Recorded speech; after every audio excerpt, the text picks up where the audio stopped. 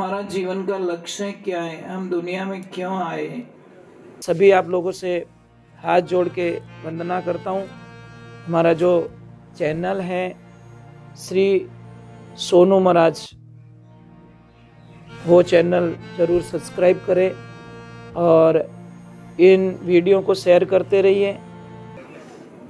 3 अक्षर में बहुत ताकत है, भजन और भोजन। आप देखिए, भोजन में भी 3 अक्षर हैं और भोजन में भी 3 अक्षर है। भोजन अक्षर सेम है ना, भजन। भोजन में खाली एक मात्रा है, ज्यादा है, और भजन में कोई मात्रा नहीं है। बस देखिए, यही ताकत देखिए, एक मात्रा की ताकत देखना।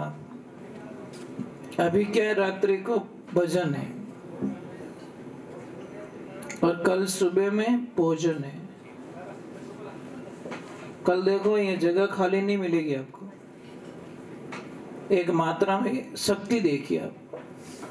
अक्षर सेम है, तीनों अक्षर एक मात्रा इन्वॉल्व है, तो बहुत सारे लोग आएंगे।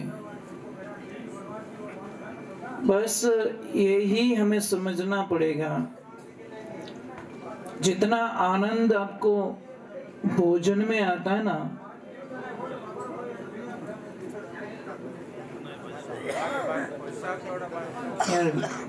यार लड़े या को रोक ही नहीं सको। पहले बात री में कट लूण पत्तो नेक दियो नहीं, खाता ही रही जाओ। यहाँ से जिन वास्ते के एक तो रसोईया ने कदी नहीं छीजवणो, एक गाड़ी रा ड्राइवर ने नहीं छीजवणो। हाँ, की टेमरा रेस दबाए दे, न्यूट्रल कर दे गाड़ी के ले लेती जा। रसोईया ने छीजो तो वो किन टेमरा किन की चीज डाल दे मां, या तो मिर्चा पत्ती नहीं दी तो ही खावन नहीं सका। ये थोड़ा आनंद की बात हो गई। हमारा जीवन का लक्ष्य क्या है, हम दुनिया में क्यों आए, हमारा मेन उद्देश्य क्या है। अगर ये बात समझ में नहीं आती तो कोई मतलब नहीं है, सत्संग का अर्थ नहीं है। हाँ लाओ, ठाको थे ठाको गणी बेटा, क्या करे महाराज, इतनी बेगी मत लाओ, सुबह जिमे उन्होंने कहो कि थोड़ा सा या तो थोड़ा तपेलो पड़ने ले जाओ उन साइड में थोड़ा जगह, क्या बोलिए बिना वही काम नहीं रहे महाराज। भीमी बोल नहीं पड़ी, वे इतना मस्ती में है कि इन चीज को लेन देन ही नहीं। हमारी जगह सही है, पापा जगह सही है। हाँ नहीं, सही बात है। सत्संग में अलग अलग प्रकार के लोग आते हैं, कनिष्ठ, मध्यम और उत्तम।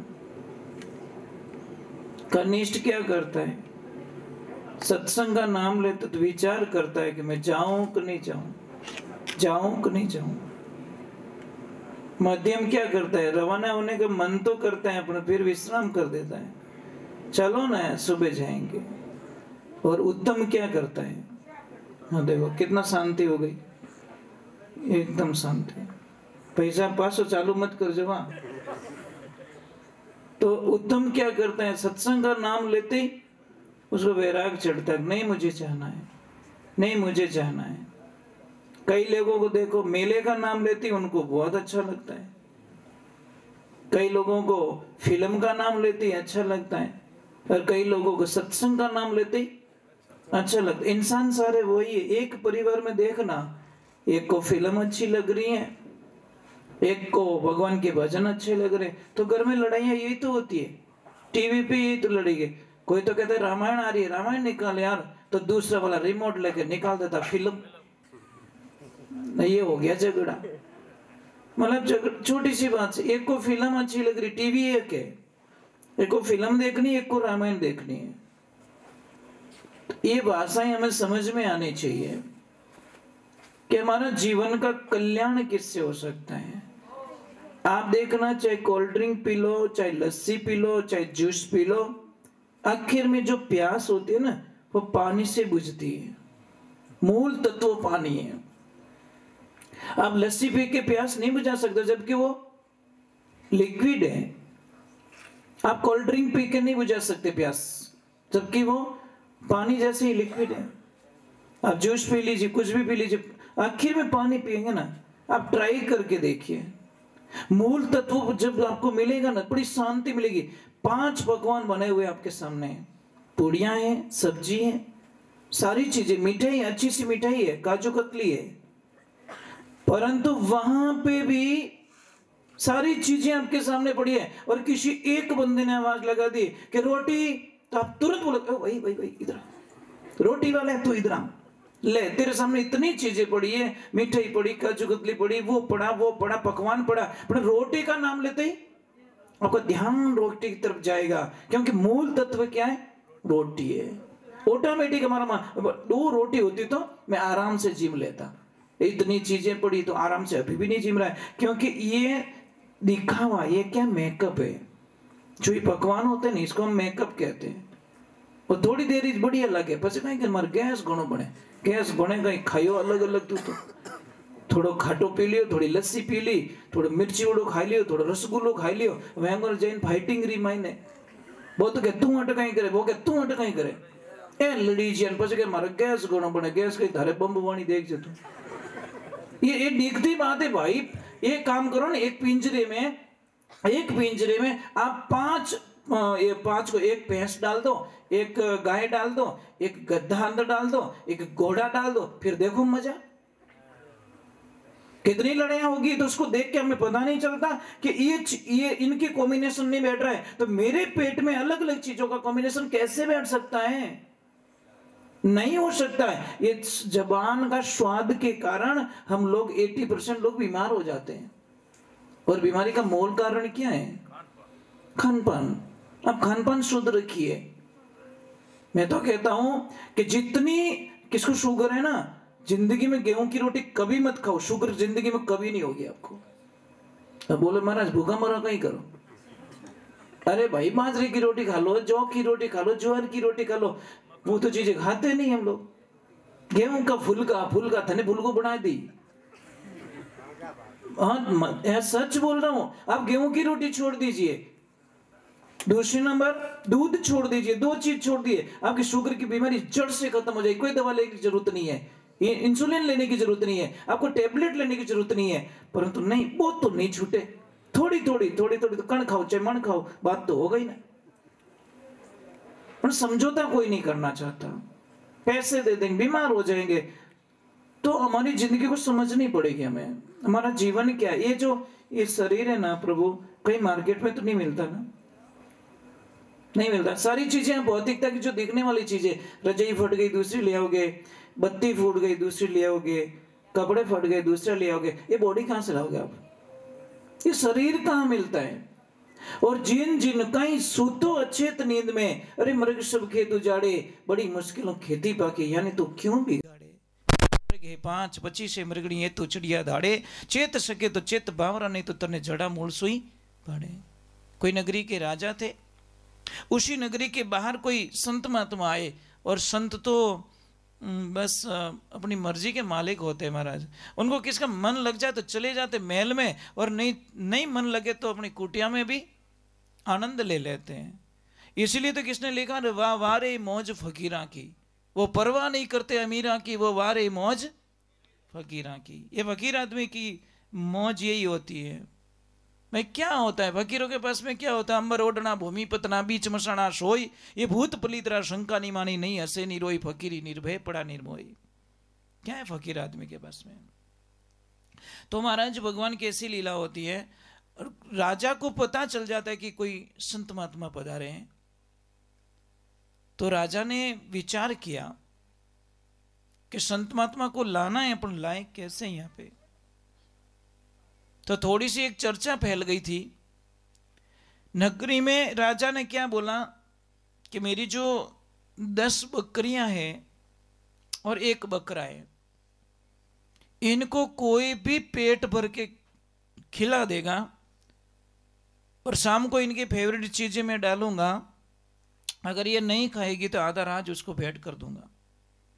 अब राज कौन नहीं लेना चाहता, सबको चाहिए राज। तो जितने भी बकरियां चराने वाले थे वो जा जाके पूरा दिन बकरी को खिलाते पिलाते और शाम को लाते, राजा दाना डालता, वो भी डालता तो खा लेती, तो उसको राजा अंदर डाल देता जेल में, तो बकरी को पेट भर के नहीं लाया। ऐसे करते करते पूरी नगरी के लोग खाली हो गए, मतलब बकरी चराने वाले। एक दिन एक भोला आदमी निकल रहा है, जैसे ये मंदिर बनाए तूणा बनाए ऐसे निकल रहा, तो गुरु महाराज ने उस भोले को पूछ लिया कि भोला कहाँ जा रहा है, ये बकरी लेके जा, तू अकेला क्यों आ रहा है, कितने दिनों से मैं देख रहा हूँ तेरे कोई मित्र नहीं आ रहे। तो उस भोले ने बोला कि गुरुदेव मैं क्या बताऊं, सब राज के चक्कर में अंदर चले गए। कि कैसे, कि वो राजा है ना, उन्होंने शर्त रखी 10 बकरियां हैं, एक बकरो है, उसको कोई पेट भर के खिला देगा पिला देगा तो मैं उसको आधा राज भेंट करूंगा। सारे अंदर चले गए। तो गुरुदेव ने बोला बोला तू लेके आ बकरियां को। तो बोला नहीं नहीं नहीं, मैं तो बाहर ही ठीक हूं, मैं अंदर जाना नहीं चाहता। गुरुजी ने बोला तू लेके तो आओ। तो बोला होता, गुरुजी को डायरेक्ट बोल गया कि मैं बाहर फिरूं, थारा का यहाँ क्या बड़े गई, मेरे को भी अंदर डालना चाहते हो। गुरु ने बोला तू लेके तो आओ। अब गुरु का आदेश नहीं माने तो भक्ति नष्ट होवे, नहीं माने तो भी प्रॉब्लम है ना। गुरु का वचन तोड़ना भी तो बहुत खतरनाक काम होता है। अब भगवान की ऐसी लीला हुई, वो बोला जाता है बैठता है, पूरी सभा जुड़ी हुई थी। बोले को बोला तू कैसे आया, कि हे राजन आपकी 10 बकरियां, एक बकरा मुझे पकड़ा दीजिए, मैं उनको पेट भर के लाता हूं। सब हंसने लगे, इतने होशियार लोग थे, वो तो पेट भर के नहीं ला सके, तू कैसे पेट भर के लाएगा, कि लाओ ना मैं लेके जाता हूँ। अब ले जाके डायरेक्ट गुरुजी के आश्रम पे लेके गया और गुरुजी को बोला अगर ये नहीं धापी ना मैं थारो नाम ले लूँ, पहला कह दूँ मैं अंदर नहीं जाना चाहता, मैं फंसना नहीं चाहता अंदर। गुरुजी ने बोला कोई बात नहीं, तू नहीं तो मैं, यार दोनों में से एक चले जाएंगे, क्या फर्क पड़ेगा। भगवान की ऐसी कृपा हुई, भोले को बोला यहाँ रख, बकरियों को सामने खड़ी कर और थोड़ा चारा पानी डाल दे, और एक डंडा पकड़ा दिया। और जैसी बकरी खाने लगे, भोले को बोल दिया इसके नाक पे डंडा मार दो। और आपको पता है जैसे नाक पे लगती है तो कितनी देर तक चक्कर आता है। अब भोलो आदमी जो वो थोड़ा डबल ही मेले, भारी हाथ पड़े, जैसे ही बकरी खावे वो डंडी उमेले नाक माते। बकरी तो ऊंचू मुंड कर घनी देर देखे अटक आई कटे में, बहुत टाइम हो गया। अब जैसे ही खाने लगे भोला डंडा बताता तो वो रुक जाती है। गुरुजी ने बोला कुछ हुआ, कि हुआ क्या गुरुजी, बराबर काम हुआ, एक ही नेड़ी नहीं आवे, तो बस तुझे कुछ नहीं करना, ले जा इस बकरियों को।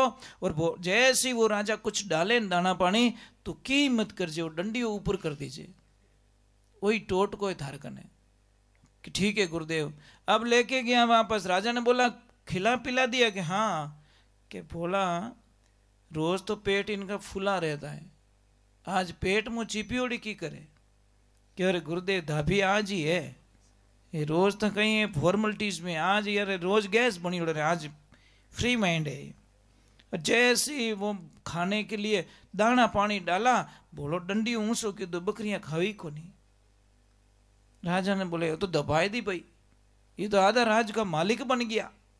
अब जैसे ही आधा राज देने लगा, भोले ने बोला मुझे ये राज नहीं चाहिए, मेरे जितने मित्र अंदर है उन सबको बाहर निकाल दो, बस मुझे कुछ नहीं चाहिए। देखो मतलबी और बिना मतलबी लोग यहाँ पता चलता है। अगर मतलबी होता तो उनको बाहर क्यों निकलवाता, वो डायरेक्टली राज ले लेता। पर देखो उसकी भक्ति कितनी महान है, अपने लिए नहीं, बोला बाहर निकाल दे। महाराज भगवान की कृपा हुई और सारे लोगों को बाहर निकाल दिया। अब सारे लोग भोले को पूछ रहे तूने कैसे जीत लिया, तूने कैसे जीत लिया। तो वो अकेला गाता जा रहा है, नाचता जा रहा है, झूमता जा रहा है। क्या बोल रहा है, अरे मुकदमा जीतिया रे, ए मारा सतगुरु बनिया वकील, मुकदमा जीत गया मैं, मेरे गुरुजी वकील बन गए, उन्होंने सियाण समझाई और मैं समझ गया और जीत गए। इसलिए ध्यान रखिए, बिना अच्छी संगत हमारा जीवन का कल्याण नहीं हो सकता। आज आज अच्छे कपड़े पहनने के लिए हमारे पास पैसे हैं, अच्छी गाड़ी खरीदने के लिए पैसे हैं, अच्छा बंगला बनाने के लिए पैसा है, अच्छी टाइल लगाने के पैसे हैं, परंतु अच्छा खाने के लिए लोगों के पास पैसे नहीं है। पेट में, नेट में नहीं, पेट में खर्च करो। लोग नेट में ज्यादा खर्च करते हैं। रिचार्ज नहीं रहे मोबाइल तो फटाफट मारो, नेट रिचार्ज खत्म हो गयो, रिचार्ज करो અને भूखा मरे कहीं के कहीं बात नहीं, 2 घंटा बाद में जीमो, बस जीमना 2 घंटे बाद में एडजस्ट कर लेगा, परंतु मोबाइल में नेट नहीं है वो उसको एडजस्ट नहीं होता। बस ये मोबाइल का पहला अक्षर क्या है, ध्यान रख देना। बस क्या है, मां। और मृत्यु का पहला अक्षर भी, ये क्यों है हमारी लाइफ में आपको पता नहीं है। आदमी की 30 साल की उम्र खाने के लिए आया है, कितनी, और ये कड़वा सत्य है महाराज, देखना 30 वर्षों की उम्र ये मोबाइल खा जाएगा। 4 घंटे यूज करते होंगे शायद आज, कितना, 24 घंटे में 4 घंटे इस मोबाइल को देते हो आप लोग, चाहे नेट के माध्यम से, चाहे फालतू के माध्यम से, जो काम की चीजें नहीं वो भी देख। 4 घंटे आपके एक एक दिन काउंट करना, महीने के 120 घंटे और साल के 1500 घंटे, सब काउंट कीजिए आप, कितनी साल चली जाएगी मोबाइल के पीछे हमारी, कितना रिचार्ज जाएगा हमारा। मोबाइल चाहिए पर मोबाइल का दुरुपयोग नहीं होना चाहिए, तो आपकी जिंदगी में कुछ आनंद हो सकता, नहीं तो कोई मतलब नहीं है। अभी थोड़ी सी मेरी एक प्रार्थना थी, सुन लोगे तो अच्छी बात है, नहीं सुनोगे तो मैं तो राजी रहूँगा। क्योंकि समझ लीजिए आपके गांव में कोई भी सेठ है, बहुत पैसे वाले, वो एक गाड़ी लेके आए 5 करोड़ की बस, और उन्होंने बोला मैं 4 धाम की यात्रा फ्री में करवाना चाहता हूँ, तो सारे लोग फटाफट बस में बैठ गए। अब गाड़ी का ड्राइवर आता है और सारी चीजें पूछता है, बस कैसी लगी, अच्छी लगी, सारा सिस्टम समझ में आ गया कि हाँ। बस को रवाना करूं कि हाँ। बस का ड्राइवर बोला, एक बात बोलना भूल गया मैं, प्लीज क्षमा करना, कि क्या, कि मैंने सारी चीजें बताई, एसी कहाँ से चालू होती है, लाइट कहाँ से चालू होती है, वो कहाँ से चालू होता है, क्या करना क्या नहीं करना, पर एक बात बताना मैं भूल गया कि कहीं इन बस रे मायने ब्रेक नहीं है, इस बस में ब्रेक नहीं है। अब अंदाज लगाओ, अंदर बैठोगे बाहर निकलोगे आप, क्या बस 5 करोड़ की भाई, बैठोगे नहीं, बैठोगे ना, क्योंकि ब्रेक, बस जिस बस में ब्रेक नहीं, उस पर बस में यात्रा नहीं करने चाहते। जिस सत्संग में कोई नियम नहीं है, उस सत्संग में बैठने का भी कोई मतलब नहीं, वो बिना ब्रेक की गाड़ी होती है। और नियम बहुत जरूरी है, आप अंदाजा लगाइए, बिना नियम का कोई भी चीज देखिए आप, ये लाइट लग रही नहीं, इसका एक तार बीच में से काट के देखो, लाइट बंद हो जाएगी, सप्लाई बंद, लाइट बंद, हमारा कांटेक्ट टूट जाता है। आप सूर्य के सामने मुड़ते नहीं और सूर्य के दर्शन करना चाहते हो, ये संभव नहीं है साहब, मुड़ना पड़ेगा, सन्मुख होना पड़ेगा। आप राम की तरफ मुड़ते नहीं हो और राम के दर्शन पाना चाहते हो, सवाल भी नहीं हो सकता। आप स्कूल जाना नहीं चाहते और डिग्री लेना चाहते हो, कैसे मिलेगी भाई, नहीं हो सकता। तो आपसे हमारी विनंती है, थोड़ी सी आपको तकलीफ दूंगा, थोड़े हम लोग नाराज भी हो जाएंगे, मेरे पे कोई दिक्कत नहीं, संतों पे ऐसे नाराज लोग होते ही रहते हैं, हमारा जीवन ऐसा ही होता ना, समझदार तो नहीं होते। थोड़ा सा बैठक आपको चेंज करनी पड़ेगी, माता बहनों को इधर बैठना पड़ेगा, जेंट्स लोग थोड़े इधर आ जाओ, क्योंकि आपके लेफ्ट में जरूरी है, राइट में कभी मत बैठाओ, नुकसान आता है। आप ट्राई करके देख लो, चाहे यात्रा हो, चाहे खेत में हो, चाहे घर में हो, चाहे भोजन करते हो, आप लेफ्ट में बैठाइए। नहीं थोड़ी तकलीफ दे रहा हूँ, इसीलिए मैं पहले क्षमा मांग लिया, नहीं तो मैंने हाका करो बार कि ए महाराज मैंने भोड़ा पड़िया, पर क्या करे महाराज, नहीं आप तो बैठे रहो, आपको तो ऊंचो हाथ करना। इससे 2 फायदे हैं मुझको, थोड़ा व्यायाम भी हो जाता है और दूसरे नंबर परमात्मा का अभिवादन भी हो जाता है। अब एक ध्यान रखिए, कई लोगों के मन में, अच्छा मेरी भाषा समझ में आ रही है, तो ठीक है, ठा पड़ियो ठीक है, किन किन ठा नहीं पड़े तो कहीं करो, अच्छा सरकार हाल ही है। परंतु मैं पूरी कोशिश करता हूं कि आपके हार्ट तक पहुंचने की कोशिश। Please come in my heart, sit मैया जगदम्बे। कोशिश करता हूं, फिर भी कोई कमी रह जाती है, और कमी तो रहती है, सब मानव है, कमी तो रहेगी, आखिर में इंसान है, कहीं न कहीं कमी रह जाती है। तो आप लोगों से मेरी विशेष निवेदन था कि कई लोगों को बहुत बड़ी एक शंकाएं होती है, सत्संग हम भोजन क्यों करते हैं? हमारी भूख मिट जाए। पेट की जो अग्नि है ना, भूख का मतलब क्या है? पेट में अग्नि, अग्नि जलती है, जठ अग्नि, जब भोजन करते हैं तो वो ठंडी हो जाती है, तो कहीं के हमारी भूख शांत हो गई। नींद क्यों लेते हैं? थोड़ा आराम मिल जाए। पानी पीते प्यास बुझती है। और सत्संग क्यों सुनते हम लोग? कपड़े देखो, सारे कपड़े हम उजले कपड़े पहन के आते हैं, बस बाहरी जो दिखावा है ना, हमें बहुत अच्छा लगता है। दीवार तोड़ के देखना घर की, मैंने तो वो सीमेंट लोहिया ही चिपियाड़ा है, पर बाहर टाइल्स लगा दी, कहीं मकान फूट रो बड़े, एक टाइल निकाल के देख, मजा आएगा तुझे। ओरिजिनलिटी अंदर देखनी है तो एक टाइल निकाल दो। बस हमारी जो बाहरी परत है ना, उसके लिए बहुत सारा समय हमारा बर्बाद होता है। हमें रियलिटी जाननी है, रियलिटी, रियल नहीं। एक रियल हीरो होते हैं, एक रियल हीरो होते हैं। हमारे रियल हीरो कौन है? हमारे जो बॉर्डर पे खड़े हैं आर्मी वाले। हम यहाँ पे देखो बिस्तर लेके, ठंडी लग रही, थोड़े वो कर देते हैं, दरवाजा भी बंद कर देते। वो कहाँ दरवाजा बंद करे भाई, उनको तो बॉर्डर पे खड़े रहना है। कभी सोते वक्त याद आई आपको उनकी रियल हीरो की? हे प्रभु, मैं इन हीरोज की वजह से मैं आराम से आज नींद ले पाऊंगा और सुबह आराम की नींद से उठ पाऊंगा। कभी तो फीलिंग कर दो यार, कभी तो याद करो उनको। बच्चे उनके भी, परिवार उनके भी है, पर देखिए उनकी कुर्बानी देखिए। जब हम थोड़े से दूर जाएंगे, थोड़ा सा दूर जाएंगे, अच्छा आपके एरिया में से फौज में कितने लोग हैं? हाँ सर, बहुत अच्छी बात है, बहुत अच्छी बात है। हमें बहुत अच्छा लगता है कि कम से कम ये भावनाएं हैं, जुड़े हो आप इन भावनाओं से। और ये भाव बहुत अच्छे हैं कि कम से कम आर्मी की तरफ आपका रुझान है, देश की तरफ, सुरक्षा की तरफ हमारा रुझान है, तो हमें खुशियां मिलती है। सत्संग करवाने का एक ही अर्थ है, सत्संग में प्रश्न किया गया कि भगवान से इजी कोई रास्ता हो मिलने का है तो बताइए, पर प्रोसीजर करना पड़ेगा। आपको घी खाना है ना, डायरेक्ट दूध में से अंगुली डाल के घी नहीं निकाल सकते आप, उसको प्रोसीजर में डाल सकते। 2 आदमियों को दूध दिया गया कि इसकी ओरिजिनलिटी परख के लाओ।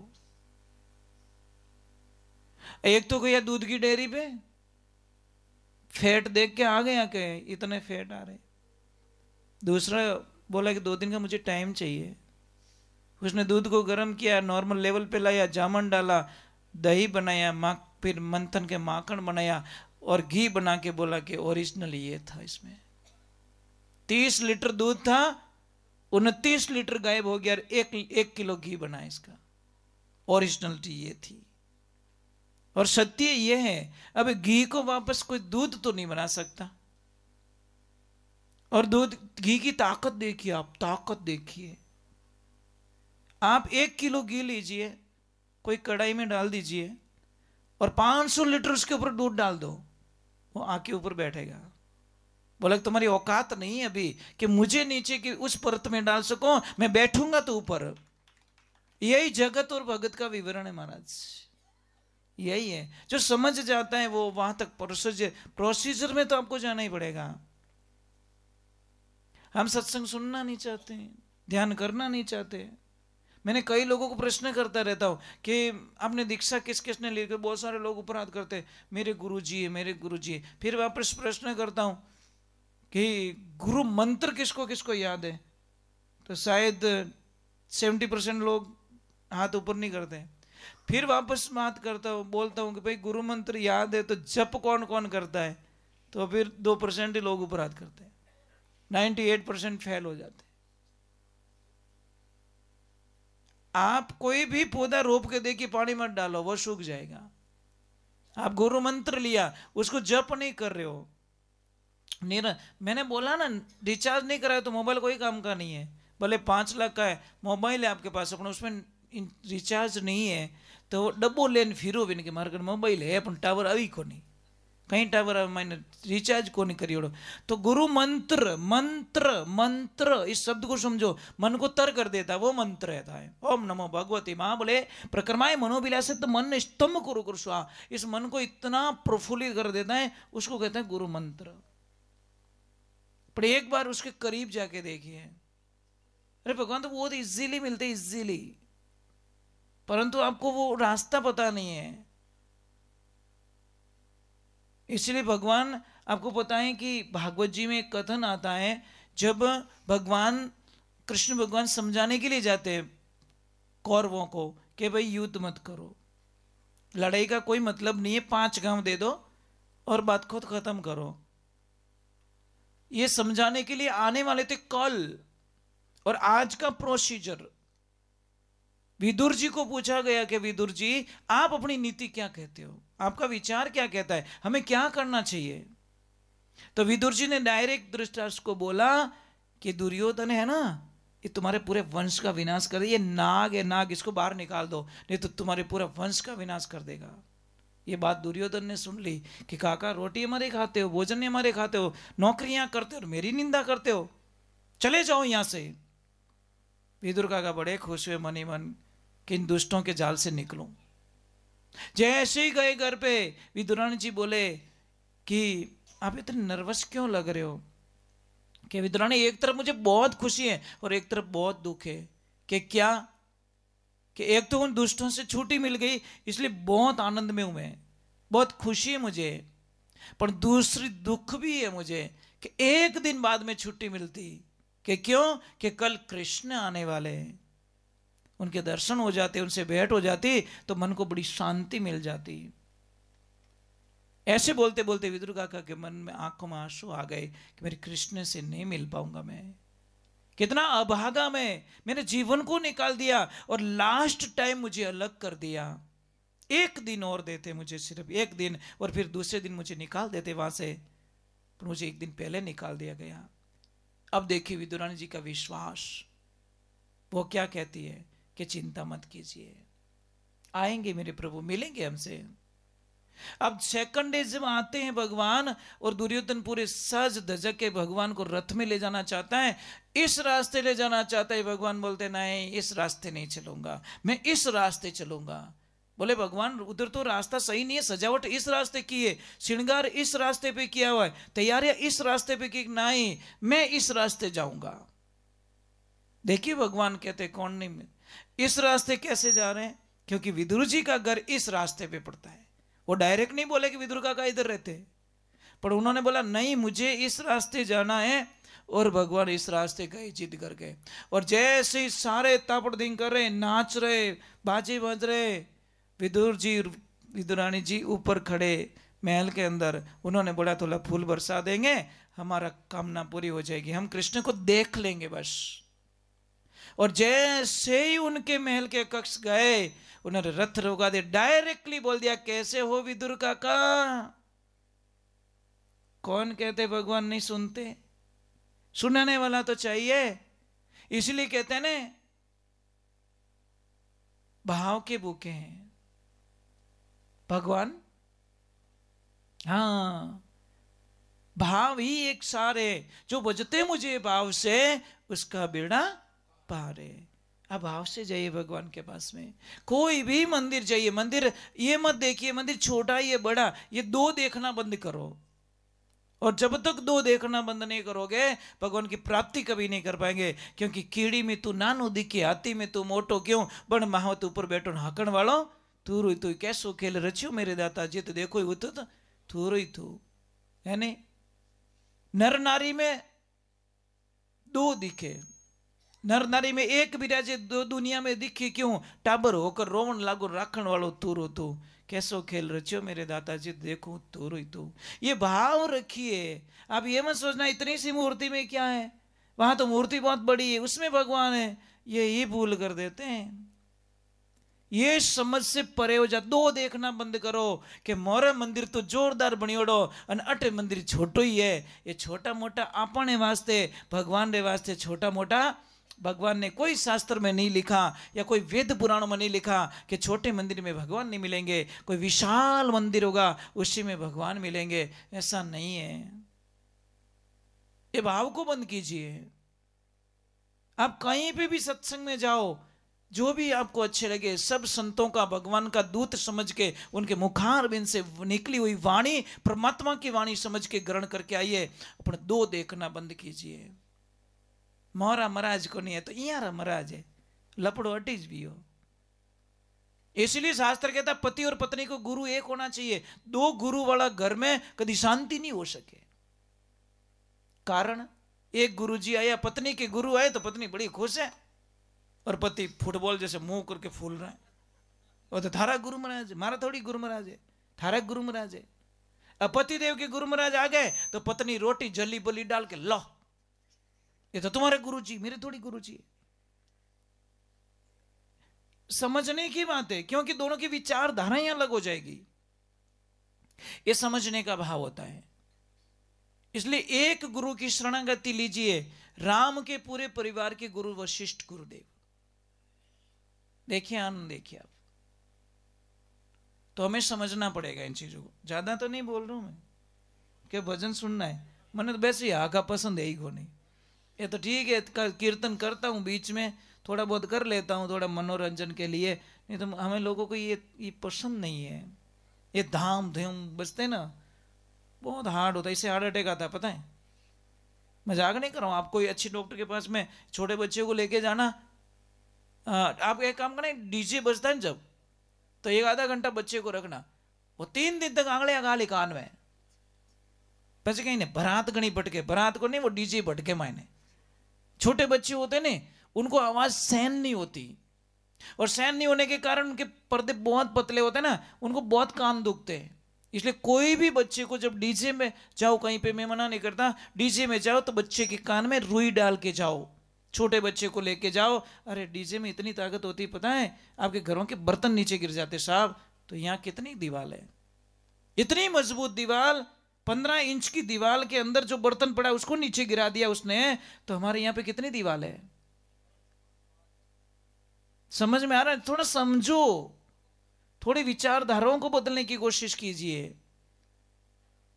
शांति, मैं तो इतना मानता हूं, ठहरे हुए पानी में अपना चेहरा देख सकते हो, चलते हुए पानी में चेहरा नहीं दिखेगा। बोलिए सदगुरु जी मरण कुण नहीं है। इसलिए भगवान ने बोला ऐसा प्रसाद दिया जाए, वो क्या नहीं मारो मारो मारो, ले हमें राम राम कर तू, कोई नेड़ो नहीं आवे महाराज। मतलब की दुनिया महाराज, समझना पड़ेगा। हमारा इस दुनिया में कोई प्रेम नहीं करता किसी से, कोई। ये गलत फहमी है, ये मेरे से प्रेम करता है, ये प्रेम सिर्फ माता पिता के अलावा इस संसार में कोई हमसे प्रेम नहीं करता। ये गारंटी महाराज लिख दीजिए आप। पेरेंट्स के अलावा दुनिया में कोई हमसे प्रेम नहीं करता। एक माता पिता ही ऐसे होते हैं, चाहे औलाद कैसी भी है तो भी माता पिता को तो प्रेम उसके ऊपर आ ही जाएगा। और एक ट्राई करके देखना, जो अणकमाऊ से अणकमाऊ बेटा है ना, उसको भी सबके सामने मां डांट लेगी, जा तुझे खाना नहीं मिलेगा, और वही मां रात को 12 बजे छाने छाने ले जाने मैंने रोटी खिलावे महाराज, उसको मां कहते हैं। किसी की पत्नी मर गई, छोटा सा बालक, आदमी बहुत अच्छा था, बहुत अच्छा नहीं बहुत अच्छा, उसने बोला मैं दूसरी शादी नहीं करूंगा, पर लोग रेवण कट दे, लोगों ने खटके आ क्या मैं घोर हो रहे जी हो, उसको बोला दूसरी शादी कर ले, तेरी जवानी, अरे जवानी गई पानी में, मुझे शादी नहीं करनी, मेरा बच्चा है, मैं इसको देखूंगा और इसके जीवन बनाऊंगा। पर लोग ला रहे पड़िया तो एड़ ही पड़िया, दूसरी शादी करवा दी। भगवान की ऐसी लीला हुई। अब उसको काम था बाहर, तो छोटे से बच्चे 1.5-2 साल के बच्चे को अपनी नई पत्नी के साथ में छोड़ के गया। नई पत्नी थी ना, उसके पास बच्चे को छोड़ के गया और चला गया। जब 3 साल बाद मैं लौटा वापस, और आते ही उस बच्चे को देखा और बच्चे को मार्केट में लेके गया और उसको पूछा, बेटा तेरी वो मम्मी और इस मां में क्या अंतर है? अब बच्चे की बात सुनिए महाराज। बच्चा क्या बोल रहे, पिताजी वो मम्मी थी ना मेरी सगी मम्मी, वो बहुत झूठ बोलती थी, और ये नई वाली मां है ना एकदम झूठ नहीं बोलती। पापा पापा बोले क्या बोल रहा है तू? तेरी सगी मां झूठी थी और ये सच्ची है कि हाँ पापा मैं सच बोल रहा हूं। मेरी जो सगी मां थी ना वो बहुत झूठ बोलती थी, और ये नई मां है ना झूठ नहीं बोलती पापा। कि वो कैसे? कि मेरी जो सगी मां थी ना, कहीं पे भी कोई गलती हो जाती या कपड़े धूड़ में कर देता या कुछ गलती कर देता तो 2 झापट रख के बोलती, शाम को तुझे खाना नहीं मिलेगा। पापा बताएं, सुबह बोलती खाना नहीं मिलेगा, शाम को खाना खिला के सुलाती। तो झूठी थी ना पापा, वो झूठ बोलती थी ना। वो बोलती कि सुबह खाना नहीं मिलेगा शाम को, फिर भी वो खाना खिला के मुझे सुलाती थी। और ये मम्मी बोलती नहीं तुझे 2 दिन खाना नहीं मिलेगा, तो सच में पापा ये झूठ नहीं बोलती, 2 दिन खाना ही नहीं देती मुझे। फर्क इतना ही है। एकदम उस आदमी की आंखों में आंसू आ गए, अरे मेरे प्रभु वाह। इसलिए पेरेंट्स इज गॉड। मैं सिर्फ माता पिता को भगवान मानता हूं साहब। और जिस दिन आपको यह बात समझ में आ जाएगी माता पिता की, उस दिन दुनिया के बेताब बादशाह बन जाओगे आप। माता पिता की बातें क्यों कड़वी लगती हम लोगों को? क्यों पापा कुछ कहते तो गलत लगती, क्यों मम्मी कुछ कह देती है तो गलत लगती है? और जिन जिन बच्चों को माँ बाप की बातें खरी लगती है ना, देखना महाराज उनका तो भविष्य खराब हो चुका है। जिंदगी में कभी सक्सेस नहीं हो पाएंगे। ये ट्राई करके देखना। ये दिल है ना साहब, दुनिया वालों को देखे देखो, खेलेंगे तुम्हारे दिल से। ये दिल दुनिया वालों को दोगे तो दुश्मन तुम्हारे 1000 खड़े हो जाएंगे। ये दिल अगर मेरे प्रभु को दोगे तो चाहने वाले लाखों लाइन में खड़े हो जाएंगे। फर्क इतना ही पड़ेगा। ये दिल भगवान को दे के देखो, एक बार ट्राई करके देखो, एक बार प्रेम करके देखो मेरे प्रभु से, जिंदगी में बहुत खुशी आएगी। पर क्या करे, ये मोबाइल कहते हैं I miss you, I like you, मरो मरो बस,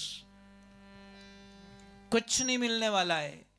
बस मिलेगा तो परमात्मा की भक्ति के अलावा कुछ भी नहीं है। आप कहीं पे भी दिल लगा के देखो, रोने के अलावा कुछ नहीं मिलेगा साहब। और एक बार परमात्मा से प्रेम करके देखो। देखो यहाँ संतों की समाधि देखिए, इन्होंने परमात्मा से प्रेम किया, ईश्वर से प्रेम किया। आज हजारों साल वर्षों बीत गए तो भी उनका नाम ब्रह्मांड में कोई मिटा नहीं सकता। ये परमात्मा की भक्ति का आनंद है। जय हो। हाँ यहाँ पे लेके जी, बहुत बहुत धन्यवाद है आपको कि शायद जय हो जय हो। क्या बात है गुरुदेव के।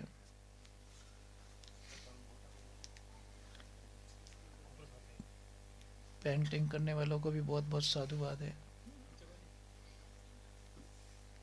बनाने वालों ने दिल से बनाया ना, इसलिए नहीं ऊंच रही है, भाव से बनाया।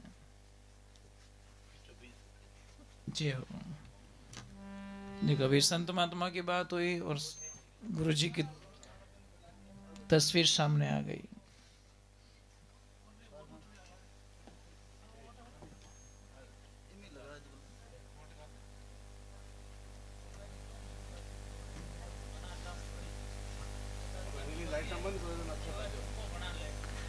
नहीं, बहुत बहुत धन्यवाद जिन्होंने ये तस्वीर बनाई है और जिन्होंने ये किया है, बहुत बहुत साधुवाद उनको।